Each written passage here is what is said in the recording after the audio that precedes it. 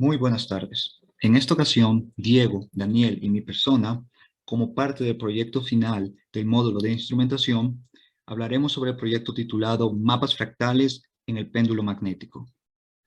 Los contenidos de esta charla son introducción, metodología, resultados y conclusiones. Los contenidos, a su vez, de la introducción giran en torno a la motivación de este proyecto y a la descripción del mismo.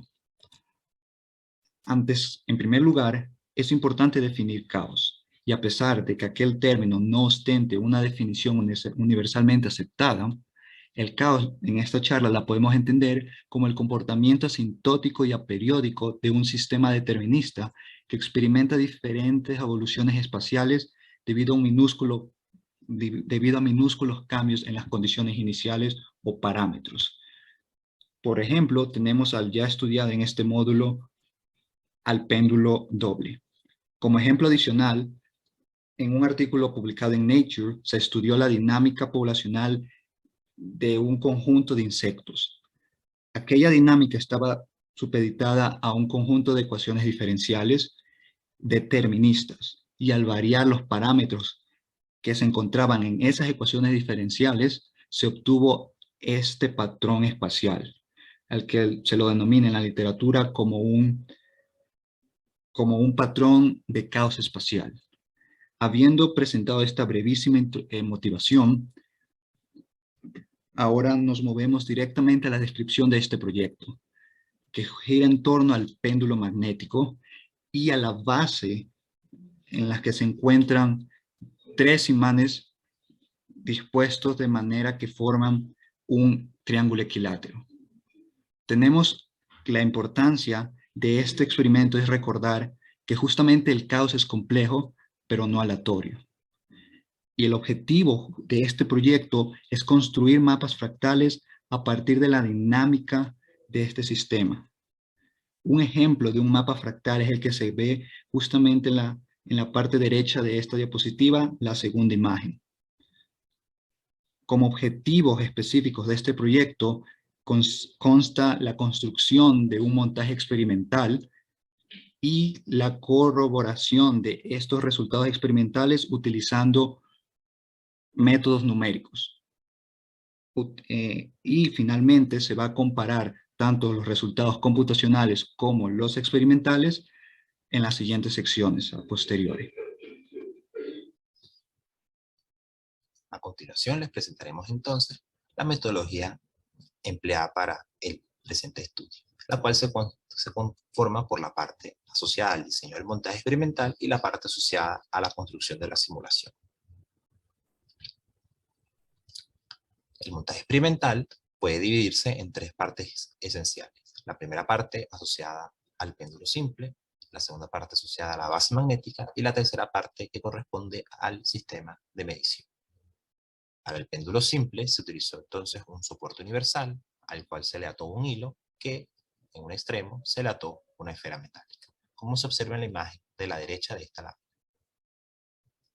Para la base magnética se utilizaron tres imanes de ferrita cilíndricos de dimensiones 2 centímetros de diámetro por 2.2 centímetros de altura en el pie del soporte, que al ser de hierro permitía la unión por medio de fuerza magnética de los imanes de ferrita al pie, como se observa en la imagen del medio de la parte superior, específicamente en la parte izquierda de esa imagen.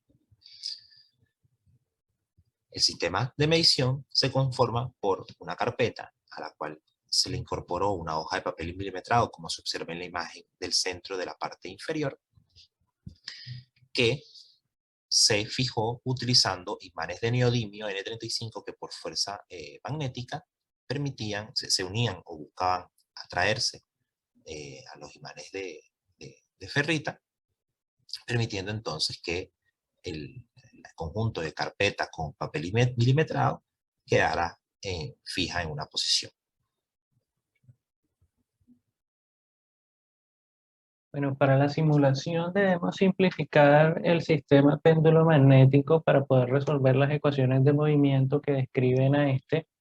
Como primera medida vamos a confinar la masa al plano XY Y para esto, pues la fuerza gravitacional la vamos a modelar como una fuerza restauradora a causa de un resorte que se une o se ata al origen en uno de sus extremos y en otro extremo a la masa, haciendo que ésta siempre tienda hacia su posición de equilibrio.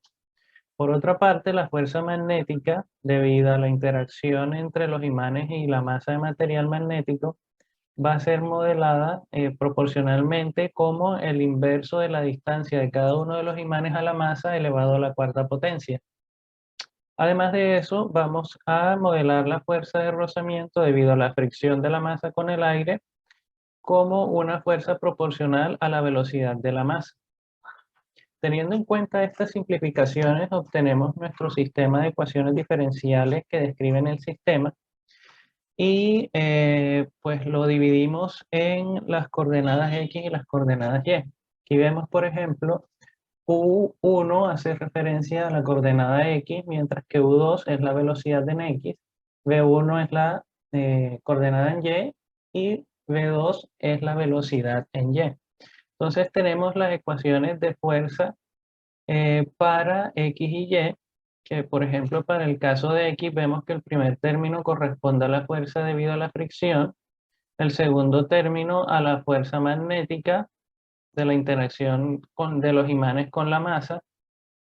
XY y Y hacen referencia a la posición de los imanes, mientras que H es la altura media de la masa respecto a el plano XY. Y por último, el último término, debido a la fuerza restauradora que modela a la gravedad. Bueno, este es nuestro espacio en el cual hicimos el modelado. Este espacio consta de un cuadrado de longitud de 16 por 16. Lo dividimos en una rejilla de 64 por 64 y esta es la disposición que utilizamos para los imanes. Cada imán se le asigna un color y la idea es que para cada cuadrito de esta malla se tome su posición como las condiciones iniciales, es decir, de donde se suelta el péndulo, y ver a través de su trayectoria en cuál de estos tres imanes se detiene o se estabiliza el péndulo, y entonces pintar de acuerdo al código de colores el cuadradito desde donde comenzó el péndulo, obteniendo un mapa de colores.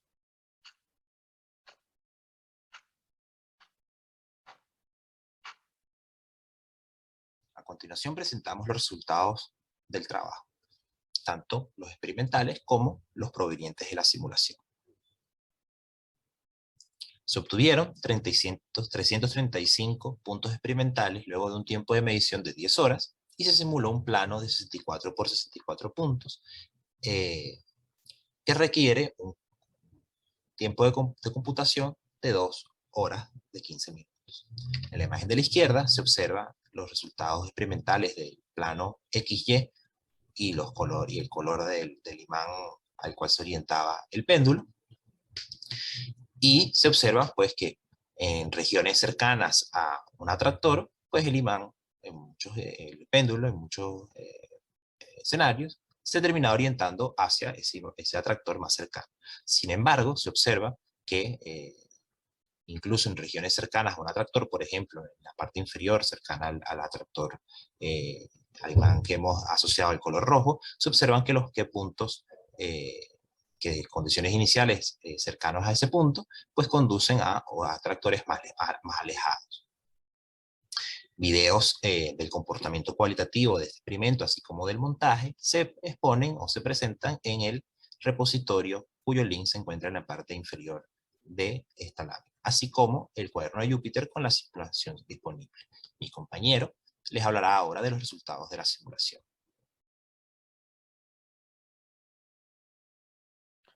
En la imagen de la derecha observamos el mapa obtenido a través de simulación para los parámetros mostrados a la derecha de la imagen.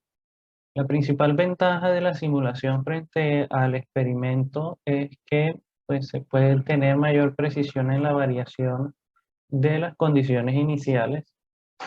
En algunas regiones vemos cómo esta variación es determinante para observar en cuál de los tres imanes se estabiliza la masa. Y vemos que si bien no es una estructura fractal definida, podemos observar que con una mayor resolución, pues esto tenderá a ser un mapa fractal. Cabe aclarar que los puntos negros mostrados en el mapa corresponden a condiciones iniciales que no concluyeron en ninguno de los tres imanes, ya sea porque la fuerza magnética no fue suficiente como para atraer la masa a los imanes, o porque el tiempo de simulación no fue lo suficientemente largo para que ésta se estabilizara en alguna de las de los tres imanes.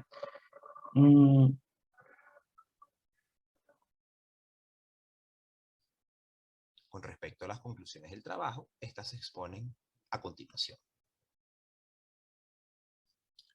Se encontró que las perspectivas computacionales y computacional y experimental se complementan entre sí. Esto es evidente debido a que el experimento verifica el comportamiento caótico, pero carece de la precisión para poder verificar o descartar el surgimiento de mapas fractales, como pudo observarse en la imagen de los resultados experimentales mostrada en la diapositiva anterior. Sin embargo, la simulación permite modelar un aspecto específico del sistema con gran precisión y eficiencia, precisamente esta parte del el mapa fractal. Aunque no permite, o es mucho más difícil en una simulación, pues observar el comportamiento dinámico, visualizar el comportamiento dinámico de movimiento pues, de un péndulo, que por supuesto es mucho más visual en la parte experimental. Se sugiere, como parte de las recomendaciones del trabajo, se sugiere modificar el montaje para aumentar su precisión. Para lograr esto, se entiende que aumentar la longitud del péndulo y la separación entre los imanes pudiera ser útil. También se recomienda introducir al código una condición que optimice el tiempo de cada realización. Esto debido a que se invierte mucho tiempo de cómputo cuando el sistema en una cierta realización determina cuándo el péndulo se ha orientado a un atractor, ¿no? Entonces, bueno, se recomienda introducir una condición que disminuya ese criterio, el tiempo para ese criterio.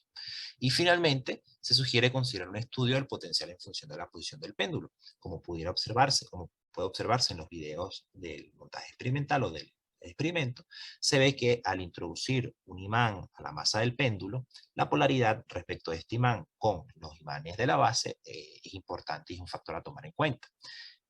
De hecho, cuando la polaridad de uno de los imanes de la base es la misma que la polaridad del imán que se introduce en el péndulo, entonces, bueno, se verán regiones de difícil acceso para el sistema.